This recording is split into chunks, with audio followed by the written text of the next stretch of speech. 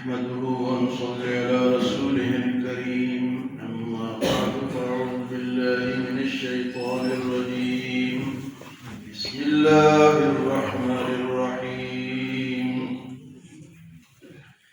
يا أيها الذين آمنوا إذا نودي للصلاة من يوم الجمعة فاسعوا إلى ذكر الله وذروا البيع ذلكم خير لكم إن كنتم تعلمون فإذا قضيت الصلاة فانتشروا في الأرض وابتغوا من فضل الله واذكروا الله كثيرا لعلكم تفلحون.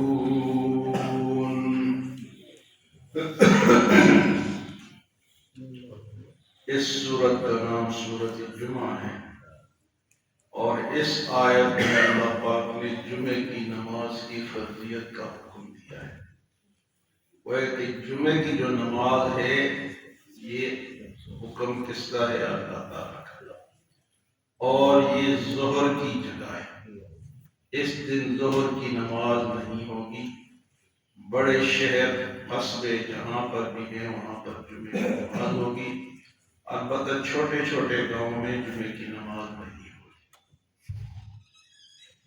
تو جمعہ اس کو سرکار دو عالم صلی اللہ علیہ وسلم نے سید الایام فرمایا. یہ دنوں کا سردار ہے اور یہ دن اللہ نے خصوصیت کے ساتھ اس امت کو عطا کیا ہے. یہودیوں نے اتوار ہفتے کے دن کو پسند کیا اور اس دن وہ کوئی کام نہیں کرتے تھے، بس عبادت کرتے تھے. اسی طرح عیسائیوں انہوں نے اتوار کے دن کو پسند کیا، لیکن یہ دن اللہ نے خود امت محمدیہ کو عطا فرمایا کہ اس دن آدم علیہ السلام پیدا ہوئے، اسی دن وہ جنت میں گئے اور اسی دن جنت سے باہر آئے. فرمایا قیامت بھی جمعے کے دن قائم ہوگی. تو فرمایا کہ جمعے کا جو دن ہے یہ بڑی فضیلت والا ہے. اس میں اگر کوئی شخص سورت کہف کی تلاوت کرتا ہے، سورت کہف، تو وہ فتنہ دجال سے بچے گا. اور دوسری بات یہ ہے کہ اس کے لیے اللہ پاک عرش تک روشنی ہی روشنی فرما دیتا ہے جو جمعے کے دن سورت کہف کی تلاوت کرتا ہے. اور اسی طرح سرکار دو عالم صلی اللہ علیہ وسلم نے فرمایا کہ جمعے کے دن مجھ پر درود کثرت سے پڑھو. تو درود شریف تو ویسے بھی پڑھنا چاہیے لیکن جمعے کے دن زیادہ پڑھنا چاہیے. پھر جمعے کے دن باقی کام نہیں کرنے، صرف جمعے کی نماز کی تیاری کرنی ہے. ہاں اگر کوئی اپنا کاروبار کرتا ہے تو جب اذان ہو جائے تو کاروبار پر کوئی بھی کاروبار ہے یا کوئی اور اس کا کام ہے، کوئی نوکری ہے، کوئی ملازمت ہے، کوئی بھی کام ہو وہ بند کر دے اور جمعے کی نماز کی تیاری کرے. تو فرمایا جب جمعے کے لیے اذان دی جائے تو جمعے کی اذان شروع میں تو ایک ہی ہوتی تھی. حضور صلی اللہ علیہ وسلم سے لے کر حضرت عثمان غنی رضی اللہ تعالیٰ عنہ کے دور تک ایک اذان ہوتی. پھر حضرت عثمان رضی اللہ تعالیٰ عنہ نے دیکھا کہ لوگ زیادہ ہو گئے، آبادی بڑھ گئی، تو آپ نے 2 اذانیں کر دی. اور یہاں سے یہ بات ثابت ہے کہ جس طرح تراویح حضرت عمر نے جماعت سے کرائی اور اس پر کسی صحابی نے اعتراض نہیں کیا تو وہ ایک اجتماعی مسئلہ بن گیا، تو اس میں اعتراض ختم ہو گیا. اسی طرح جب 2 اذانیں ہوئی تو صحابہ نے کوئی اس پر اعتراض نہیں کیا. ویسے بھی حدیث مبارک ہے جو 4 خلفاء ہیں انہوں نے جو کام کیا ہے وہ سنت ہے. اور وہ حدیث سے ثابت ہے کہ سرکار دو عالم صلی اللہ علیہ وسلم نے ارشاد فرمایا علیکم بسنتی وسنت خلفاء الراشدین المہدیین، تم پر میری سنت اور خلفاء راشدین کی سنت یہ ادا کرنا ضروری ہے۔ یعنی انہوں نے جو کام کیا حضور کے بعد ان 4 خلفاء نے، کوئی وہ بھی کیا ہے سنت، تو وہ بھی حضور صلی اللہ علیہ وسلم کی سنت بن گئی۔ تو یہ 2 اذانیں ہوئی۔ تو اب جب پہلی اذان ہو جائے تو کام شام چھوڑ دینا چاہیے، اور دوسری اذان جو ہے اس کے بعد تو کاروبار فقہا فرماتے ہیں کہ حرام ہے، کوئی بھی کام کرنا حرام ہے۔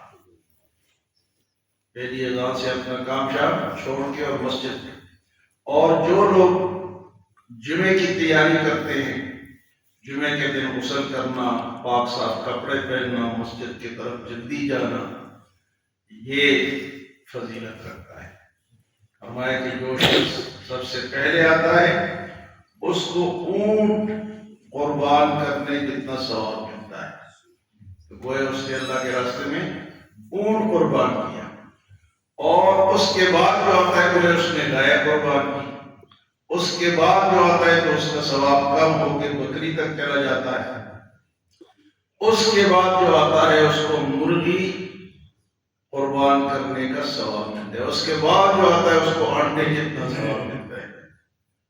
انڈے والے بھی بیٹھے ہیں اکثر تو اس کے بعد جب یہ عربی کا خطبہ شروع ہوتا ہے، عربی کا اردو کی تقریر میں عربی کا خطبہ شروع ہوتا ہے تو فرشتے اپنا رجسٹر بند کر دیتے ہیں اور خطبہ سنتے ہیں۔ وہ لوگ جو آتے ہیں خطبے کے بعد ان کا نام جمعے کے رجسٹر میں درج نہیں ہے۔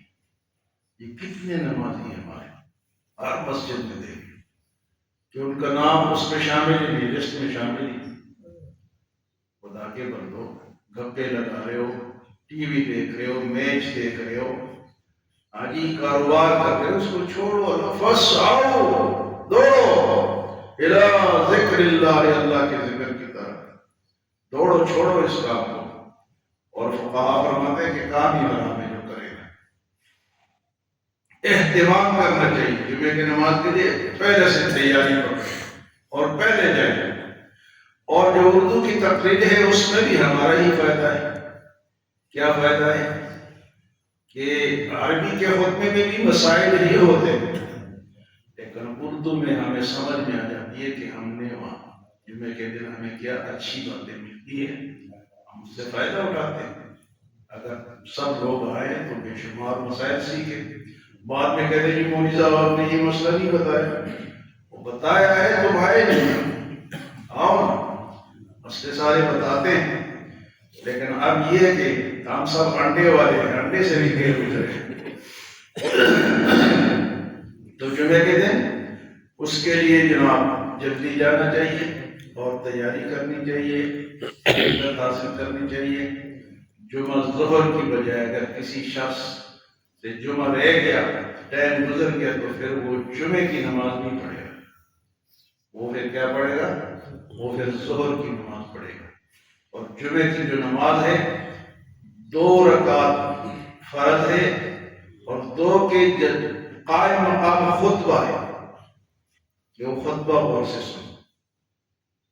2 رکعت 4 نہیں پڑھ سکتے، اللہ نے 2 کر دیے، کم کر دیے تاکہ لوگ آئیں، مسائل سیکھیں اور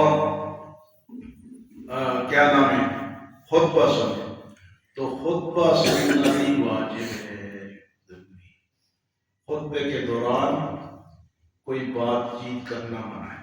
فرمایا جو شخص بات کرتا ہے گویا وہ گدھا ہے جس کے اوپر کتابیں لاد دی گئی۔ خطبے کے دوران جو بات، اتنا بھی آپ اپنی بات کر سکتے ہیں کہ آپ کسی آدمی کو کہے کہ چپ ہو جائے، یہ بھی آپ نہیں کہہ سکتے، اتنی بھی اجازت نہیں، یا کسی کو بیٹھ جائے، اپنا کام بس خطبہ سننا ہے۔ یہ جمعے کے فضائل اور مسائل ہے۔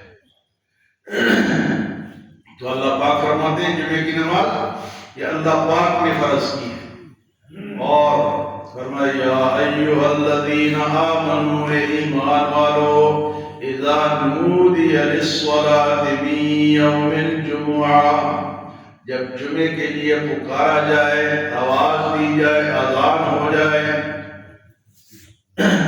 اذا نودیا جب آواز دی جائے، آواز سے مراد اذان، اذا نودی للصلاۃ من یوم الجمعہ جمعے کے لیے پکارا جائے، آزان دی جائے، فاسعوا دوڑو، کوشش کرو، محنت کرو، تیاری کرو، فاسعوا الی ذکر اللہ، اللہ کے ذکر کی طرف دوڑو۔ یہ اللہ کا ذکر ہے، نماز پڑھنا، تلاوت کرنا، حاجی درود پڑھنا، نماز کی فکر کرنا، یہ اللہ کا ذکر ہے۔ فاسعوا الی ذکر اللہ وذروا البیع، خرید و فروخت ترک کر دو، چھوڑ دو۔ صرف خرید و فروخت کا لفظ آئے لیکن ہر کام چھوڑ، کوئی دوسرا کام ہو، دفتر کا ہو، کہیں کھیتی کا ہو، جو بھی ہو اس کو چھوڑ۔ اگر خرید و فروخت ہو تو کیا کرو؟ چھوڑ۔ فاسعوا الی ذکر اللہ وذروا البیع، دوڑو اللہ کے ذکر کی طرف اور خرید و فروخت چھوڑ دو۔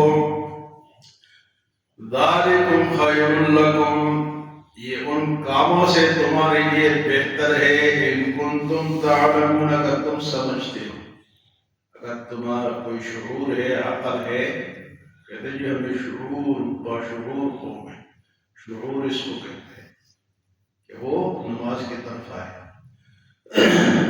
ذالکم خیر لکم، یہ تمہارے لیے یہ کام چھوڑ دینا بہتر ہے، ان کنتم تعلمون، اگر تم سمجھتے ہو۔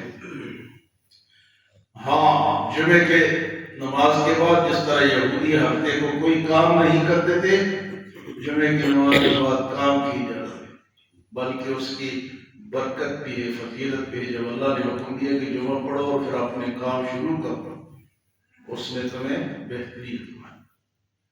فَإِذَا قُضِيَتِ الصَّلَاةُ، جب نماز ہو جائے، پوری ہو جائے، فَانْتَشِرُوا فِي الْأَرْضِ، پھر زمین میں پھیل جاؤ، فَانْتَشِرُوا فِي الْأَرْضِ وَابْتَغُوا مِنْ فَضْلِ اللَّهِ، اللہ کے فضل کو تلاش کرو، اللہ کے فضل، پیسے، روزی، حاجی، محنت، یہ سب پھر کرو۔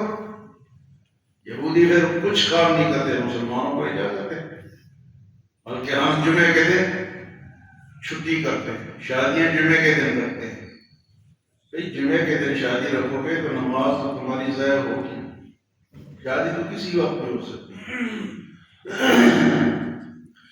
فرمایا کہ فَإِذَا قُضِيَتِ الصَّلَاةُ، جب نماز پوری ہو جائے، فَانْتَشِرُوا فِي الْأَرْضِ، زمین میں پھیل جاؤ، وَابْتَغُوا مِنْ فَضْلِ اللَّهِ، اور اللہ کے فضل کو تلاش کرو۔ روزی، محنت، پیسہ، یہ اللہ کا فضل۔ وَابْتَغُوا مِنْ فَضْلِ اللَّهِ، اور دوسری بات فرمائے وَاذْكُرُوا اللَّهَ كَثِيرًا، اور اللہ کا ذکر تو کثرت سے کرو، اللہ کے ذکر کی کوئی حد نہیں ہے۔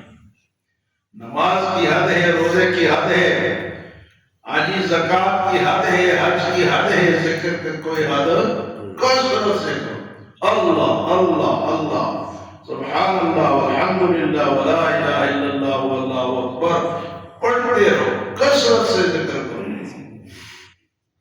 اسی لیے کہتے ہیں جمعے کے دن حدیث میں ہے کہ ایک ایسا وقت ہے کہ جو شخص اس وقت میں کوئی مانگتا ہے اللہ اس کو قبول کرتا ہے، اور وہ وقت کون سا ہے؟ جب امام خطبے کے لیے بیٹھتا ہے، اس سے لے کر اور نماز کے اختتام تک یہ وقت، یہ اشارہ ہے کہ اس وقت میں انسان مانگ لو، اپنے کوئی دعا بھی مانگ سکتے ہو۔ تو فرمایا کہ وہ دعا اللہ پاک قبول فرمائے۔ جمعے کے دن ایک ایسا وقت ہے جس میں جو مانگو اللہ قبول فرماتے۔ فرمایا فَإِذَا قُضِيَتِ الصَّلَاةُ فَانْتَشِرُوا فِي الْأَرْضِ وَابْتَغُوا مِنْ فَضْلِ اللَّهِ وَاذْكُرُوا اللَّهَ كَثِيرًا، اللہ کے ذکر کو کثرت سے کرو، اللہ کے ذکر کی کوئی حد نہیں، چلتے پھرتے اٹھتے، الذین یذکرون اللہ قیاما وقعودا وعلی جنوبہم وَيَتَفَكَّرُونَ فِي خَلْقِ السَّمَاوَاتِ وَالْأَرْضِ رَبَّنَا مَا خَلَقْتَ هَذَا بَاطِلًا سُبْحَانَكَ فَقِنَا عَذَابَ النَّارِ۔ اللہ والے وہ ہیں جو چلتے پھرتے اٹھتے بیٹھتے لیٹتے اللہ کا ذکر کرتے۔ الذین یذکرون اللہ قیاما وقعودا وعلی جنوبہم ویتفکرون فی خلق السماوات والارض۔ تو اللہ کا ذکر کیا کرنا چاہیے کہ کثرت سے، بجائے اس کے کہ ہم گپیں ہم کے کوئی اور غلط باتیں کریں جو کل ہم نے اس کا پھر جواب دینا پڑے گا، کیونکہ لکھی جا رہی ہے نا، جو منہ سے نکلتا ہے تو اللہ کا ذکر نکلے گا تو وہ لکھی جائے گی۔ اللہ کا ذکر وَاذْكُرُوا اللَّهَ كَثِيرًا لَعَلَّكُمْ تُفْلِحُونَ، تاکہ تم کامیاب ہو جاؤ۔ تو مزید بھی اس کی فضائل اور مسائل ایک آیت اس کی رہے گی، انشاءاللہ کل کریں گے۔ اللہ ہمیں عمل اور سمجھ کی توفیق